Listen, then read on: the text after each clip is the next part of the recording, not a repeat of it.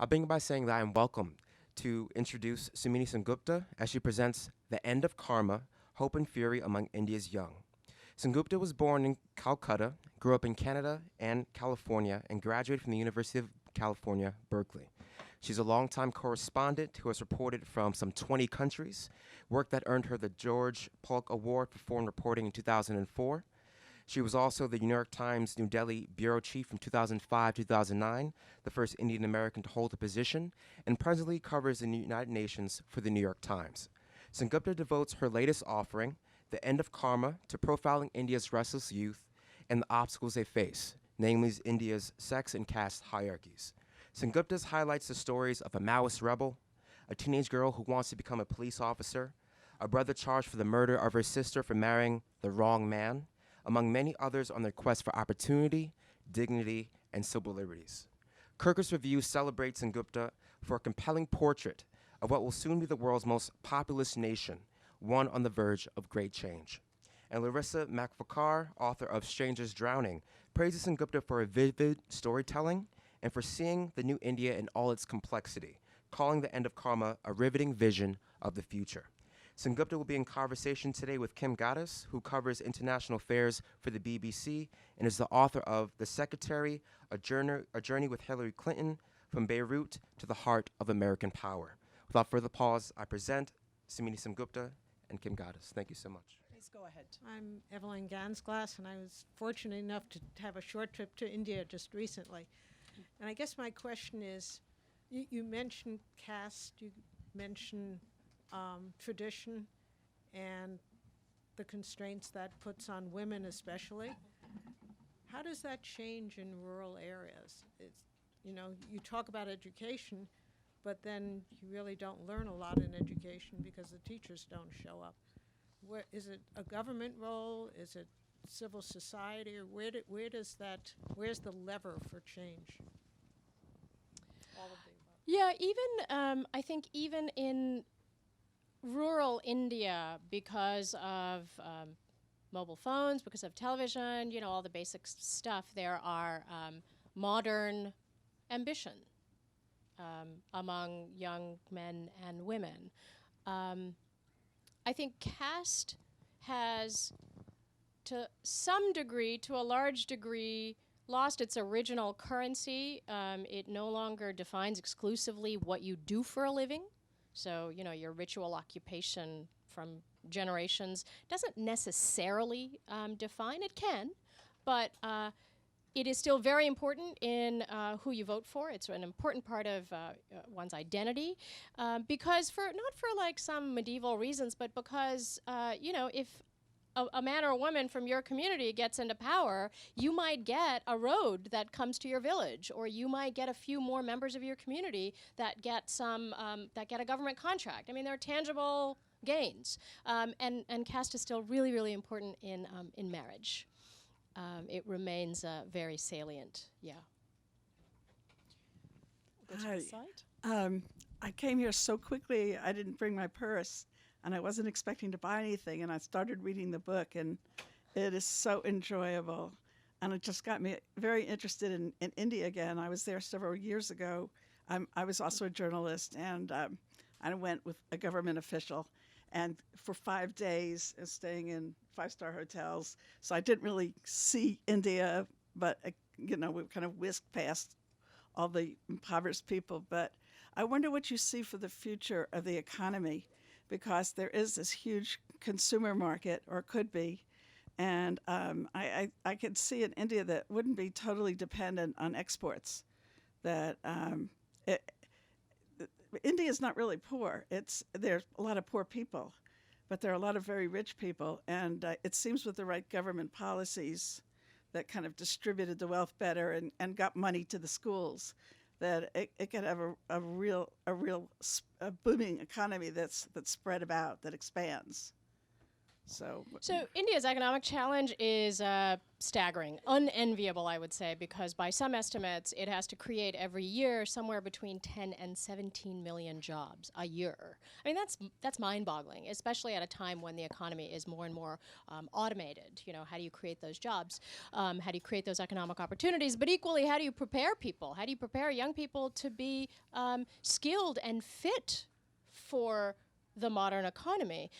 You're absolutely right. It is no longer a poor country per se, but 1 in 3 poor people in the world live in India.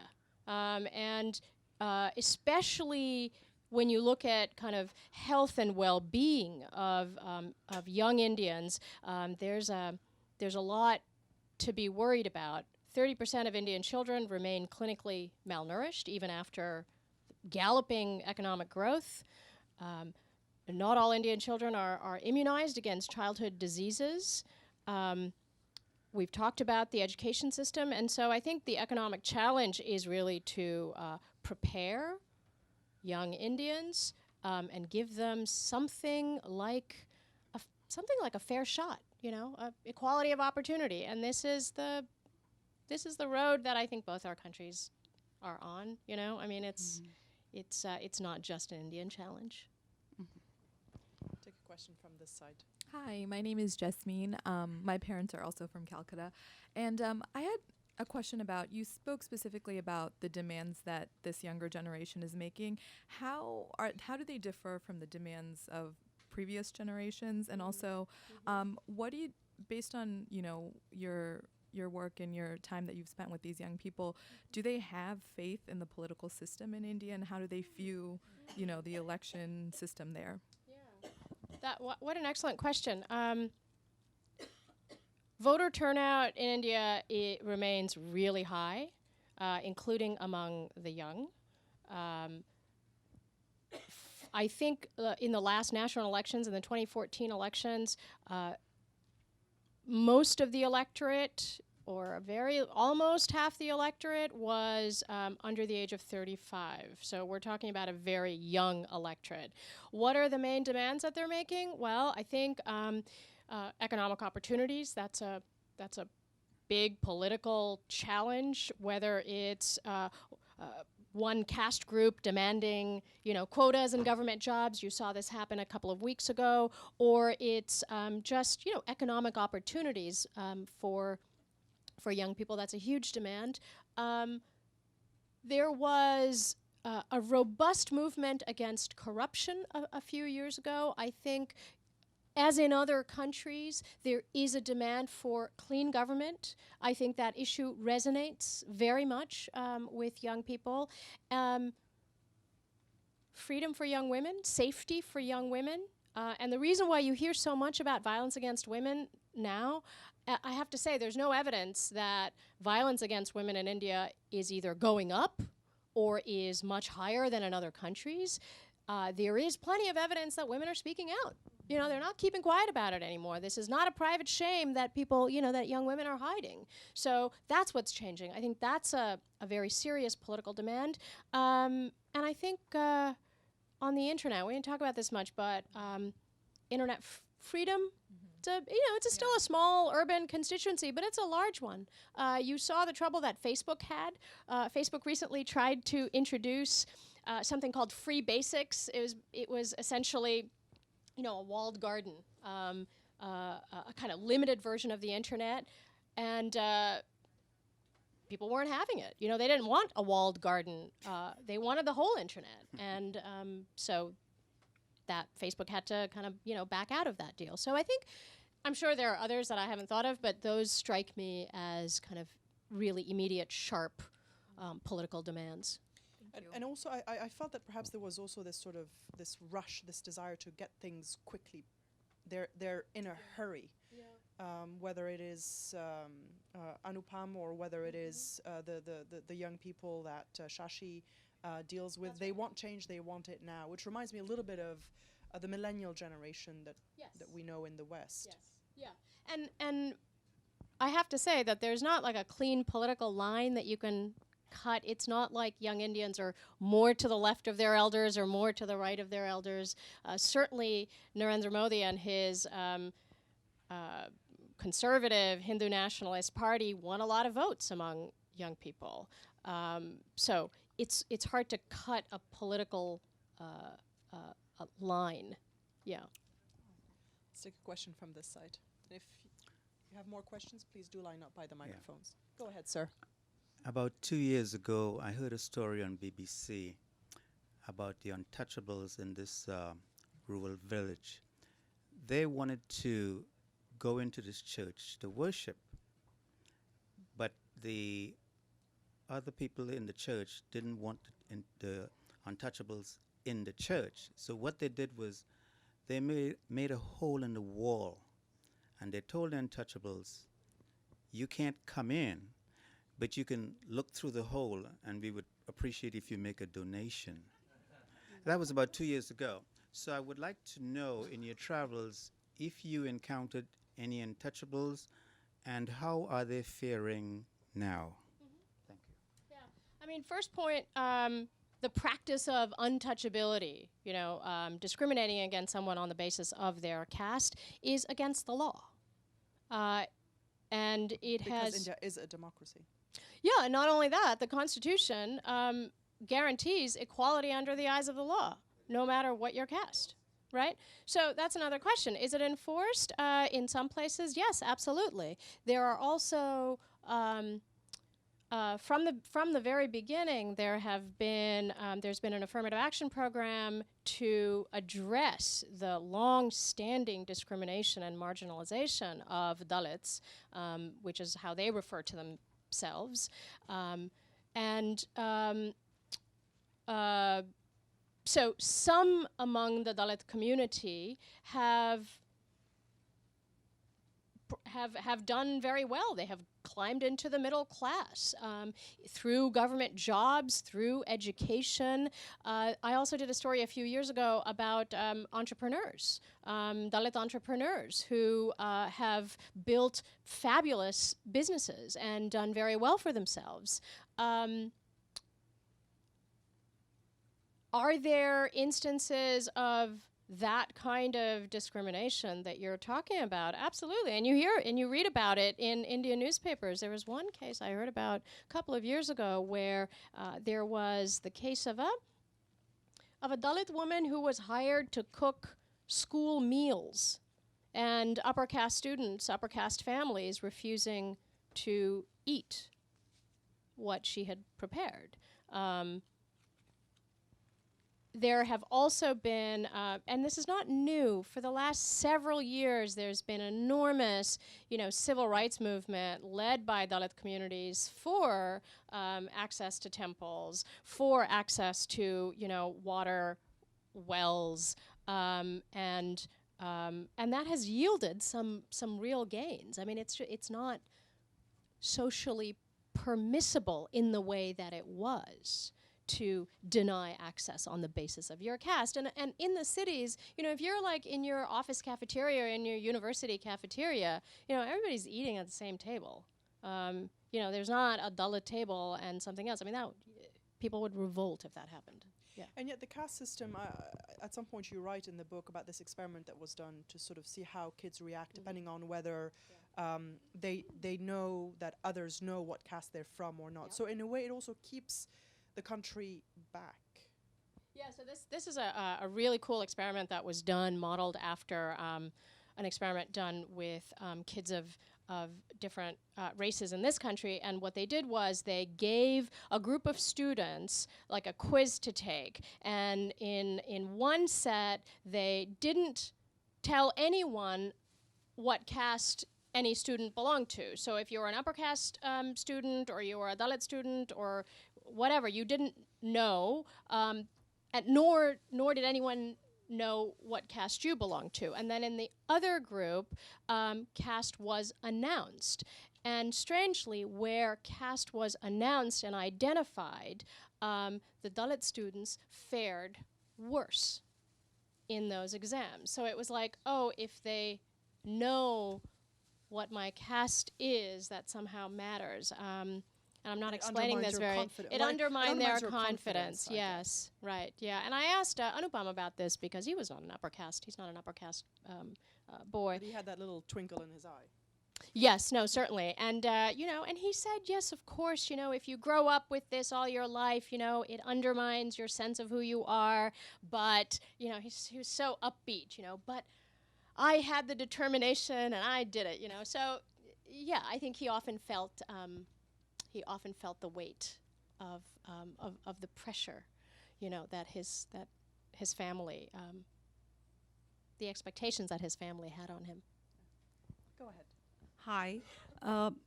You've talked about women encouraging their children and particularly girls. I wonder, how do the men adjust to this increased emancipation of women? Well, yeah. Look, With difficulty? Varsha's story, with some ambivalence. I mean, Varsha's story is, I hate to say it's typical because, like, in a nation of 1.2 billion people, what's typical? I guard against vast generalizations. But her story is similar to a lot of stories where a father recognizes that education is a good thing, but not too much education and not too much of a good thing. One of the puzzles in India that economists and social scientists have really been trying to unlock is why, even when women are more educated, are they not participating in the formal labor market as much as you would expect? And it's not a puzzle that they've been able to crack. The one theory is that, well, because it's so conservative, families really don't want their daughters to go out and work, even if it would mean extra income, for the family. But there's not a good answer to this. It remains a puzzle. There's not a good answer to this. And I learned just a couple of weeks ago that Anupam's sister was getting married. She graduated from engineering school, and she's getting married, and I don't think she's going to work. Yeah. It doesn't seem like she has plans to work. But another interesting point about all of this is that I think there's some very convincing evidence that girls' education increased after women were compelled to run for a local office in village councils. And what do I mean by that? There was a kind of radical affirmative action program that said in every village local council, you've got to elect 30% women. And so sometimes it was like the wife of the powerful guy, right? Or the sister of the powerful guy, and really the powerful guy still was the powerful guy. But it wasn't just that. I mean, there were women who got on those local councils, and they, strangely enough, they brought up different kinds of issues. They wanted better water wells, and so there's some really convincing evidence that after women got on those local councils, the panchayati system, girls' education, especially in rural India, went up. So it was perhaps a unwitting, unintended consequence. I think partly why my gut feeling is that partly why more women don't go out into the workforce is because of concerns about their safety. Some of which are valid, but some of which are, just sort of social values, that a woman shouldn't be outside waiting for the bus, in the dark. I have one more question on this side. Please go ahead. Hi, I couldn't resist the question. I teach computer science, and we're trying very hard to encourage young girls, women to go into the STEM disciplines. And we find, you know this, in India there doesn't seem to be that, barrier. A lot of women happen to go into engineering and technology. So how would you explain that, that phenomena, that in a country like India where women sometimes, are kind of repressed, somehow that doesn't seem to be an issue, and it is an issue here. And, yeah. I mean, look, two things. Where Anupam went to university, his Indian Institutes of Technology campus, I think his class was something like 80% boys and men. So there were very few women at that level. But as you also know, like if you get a certain score on like the school leaving exams, right, then you're on the science track. It's kind of assumed that you're going to do math and science. It's supposed to be like for the brightest kids. Whereas, here we don't track in that same way. So if if you're the valedictorian of your class, you might actually, I don't know, be a historian or a computer science professor. So I think maybe that explains part of it. I agree. You see a lot of Indian women in prominent positions, teaching in computer science in Silicon Valley, but I'd be surprised if there was anything like gender parity at the top technical universities in India. So this is a book that is not just the story of India today, it's the story of very specific characters who bring you into the narrative of this fascinating country that I've only visited once, very briefly, on a trip with the Secretary of State that I would love to go back to. She loves India. She does. Yes, she does indeed. But it is written with such fantastic, gripping prose, and it is also part memoir. It is very much about your journey as well, trying to understand the country that you come from, that your daughter was born in. And before you get to have Somni sign some of the books for you, perhaps she could give us a little reading to entice you to get a copy. So this is a selection that you told me you liked. This is a personal story of yours. I had to get my glasses because I'm slightly older than the median age of Indians. Yeah. The glasses age.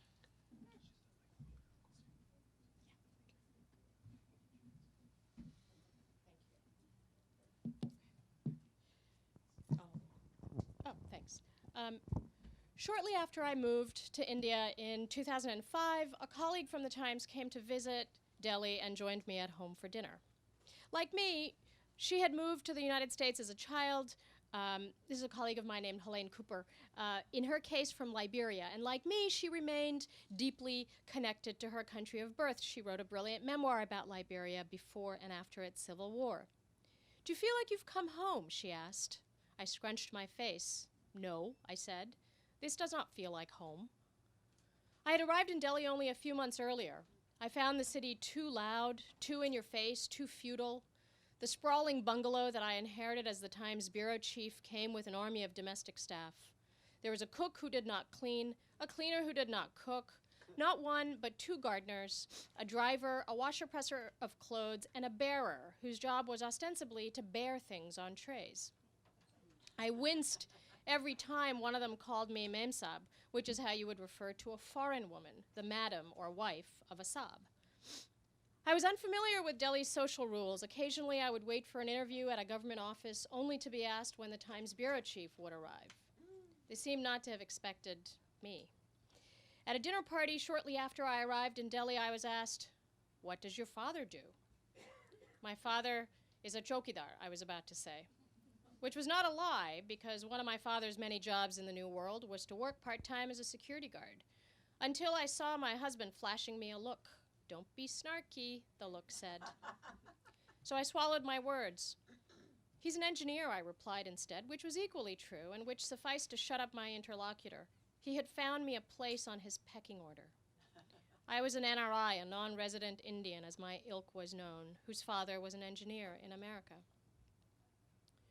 I was a stranger in Delhi. I had not lived through its ups and downs. I didn't know its rules, and so I remember being emphatic that night when my colleague came for dinner and asked if I felt at home. "No," I said, "I don't feel at home." Until I do. I move out of that sprawling villa with its army of staff, When my posting as the Times bureau chief comes to an end, I rent a third-floor walk-up in a neighborhood named after Nizamuddin Aulia, a 13th century Sufi saint. I stopped being a full-time reporter. For nearly 2 years, I'm a full-time mom, aided by a highly capable housekeeper who has spent her entire life working as a domestic so that her daughter, her only daughter, doesn't have to. Nizamuddin is a special neighborhood. It draws parakeets to its trees and pilgrims to the Sufi saint's shrine. Train whistles blow day and night. This becomes my daughter's domain. Driving in from the main road, she sees the sandstone dome of the Kankana monument at the gates of Nizamuddin, and she sighs in relief. Ah, we're home. She waves every morning to the couple that irons clothes under a tree. She mimics the kabadiwala who cycles by collecting old newspapers. The fruit seller offers her a banana every time she passes by his cart. One day, I watch her waddle into our corner store and haul herself up on a tiny ladder to sit next to the storekeeper, long enough for him to open his drawer and pull out a forbidden piece of candy. Her eyes light up, her head bobs from side to side, and I know she will be offered another one until I intervene to say, no more sweets before dinner. My girl is at home here, and while I suspect she will feel at home wherever we go, I wonder if she will one day ask what I still sometimes ask. Who might I have been had I stayed? More of this scintillating prose if you get your copy. Please, a round of applause for Somni. Thank you so much. This was great. And you'll be signing some.